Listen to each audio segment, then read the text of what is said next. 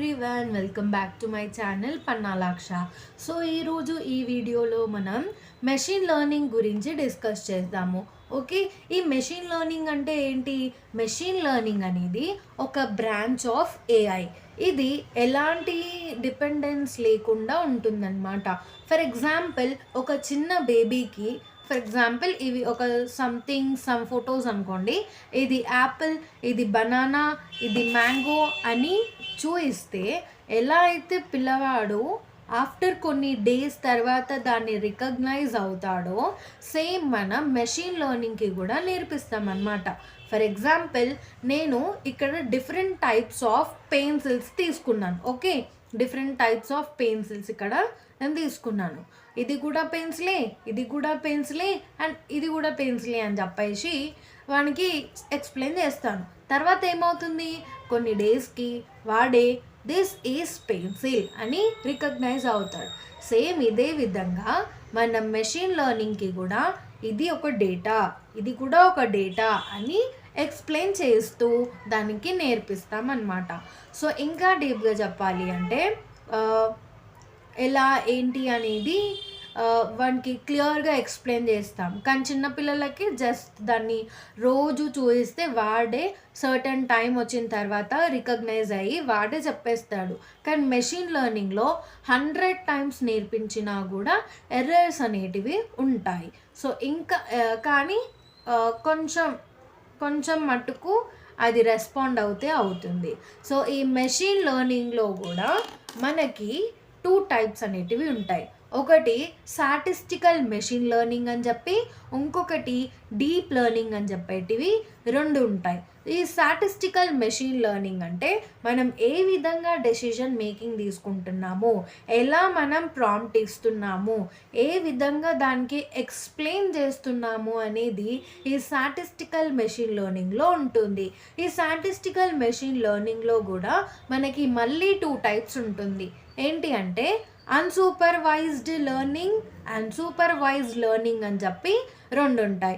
ఇందులో మనం first one discuss చేస్తాము, సూపర్వైజ్డ్ లెర్నింగ్. ఈ సూపర్వైజ్డ్ లెర్నింగ్లో మనం దీంట్లో ఇన్పుట్ ఇచ్చి అవుట్పుట్ ఇచ్చి దానికి ఇలా నేర్పిస్తాం. Okay, this is the pencil.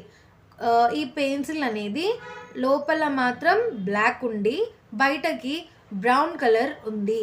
So this is kind of pencil అని చెప్పి మనం దానికి నేర్పిస్తాం. అంటే మనం ఇక్కడ ఏం యాడ్ చేస్తున్నాం, సమ్ ఫీచర్స్.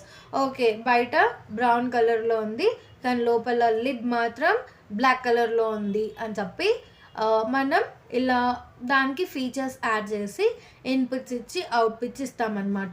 ఇది ఈ విధంగా ఉంటే ఇది పెన్సిల్ అని చెప్పి మనం దానికి ఇలా ఇన్పుట్ ఇచ్చి అవుట్పుట్ ఇస్తామన్నమాట. దేని త్రూ లేబుల్ అని ఒకటి ఉంటుంది. లేబుల్ అంటే కరెక్ట్ ఆన్సర్ అని అర్థం. ఫర్ ఎగ్జాంపుల్, ఒక టమాటో ఉంది అనుకుందాం.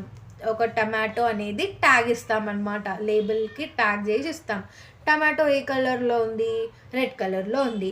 ఏ షేప్లో ఉంది, రౌండ్ షేప్లో ఉంది. సో అవి ఇచ్చి ట్యాగ్ ఇచ్చి లేబుల్ ఇచ్చి దిస్ ఈజ్ టమాటో అని చెప్పి నేర్పిస్తామన్నమాట. మళ్ళీ మీకు రావచ్చు డౌట్స్. సో రెడ్ కలర్లో ఉంటుంది, రౌండ్గా ఉంటుంది, అండ్ చెర్రీస్ ఉండవా ఫ్రూట్స్లో అండ్ కొన్ని ఫ్రూట్స్ కూడా ఉంటాయి కదా రెడ్ కలర్లో, మరి అవి చెప్పదా అంటే మెషిన్ లెర్నింగ్కి అంత థింకింగ్ అబిలిటీ అనేది ఉండదు. సో ఏది మనం పర్టిక్యులర్గా మనం ఏదైతే ఎక్స్ప్లెయిన్ చేస్తున్నామో అది మాత్రమే రికగ్నైజ్ చేసుకొని అది లెర్న్ చేస్తుందన్నమాట. సో ఇలాంటి క్యాలిక్యులేషన్స్ని మాత్రమే ఈ మెషిన్ లెర్నింగ్ అనేది సూపర్వైజ్ లెర్నింగ్లో తీసుకుంటుందన్నమాట. లైక్ డెసిషన్ మేకింగ్, ఇలా లీనియర్ రిగ్రెషన్ ఇలాంటివి చేసి పెడుతుందన్నమాట. లైక్ డెసిషన్స్ ఎలా తీసుకోవాలి, ఎస్ ఆర్ నో. ఇప్పుడు టమాటో రెడ్ కలర్లో ఉంది, ఇదొక ఫ్రూట్, ఇదొక రౌండ్ షేప్లో ఉంది అని చెప్తే ఎస్ దిస్ ఇస్ ఎస్, ఇది టమాటో అని చెప్పి. సో దానికి ఒక డెసిషన్ మేకింగ్ అనేది మనం నేర్పించేదాన్ని సూపర్వైజ్ లెర్నింగ్ అని అంటాం. నెక్స్ట్ క్లాస్లో మనం అన్సూపర్వైజ్ లెర్నింగ్ గురించి చూద్దాం. Thank you for watching. మీకు ఈ వీడియో నచ్చిందనుకుంటున్నాను. So please subscribe my channel and please share your opinion on comment box. Thank you.